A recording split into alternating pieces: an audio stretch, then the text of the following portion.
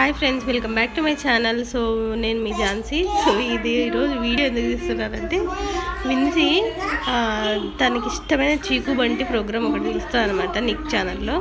So దాంట్లో వాళ్ళ mummy అంటే చీకు బంటి వాళ్ళ మమ్మీ యోగా చేస్తుంటారు అనమాట। యోగా అంటే ఇట్లా యోగా మ్యాట్ వేసుకొని కింద ఎక్సర్సైజ్ చేస్తుంటారు అనమాట।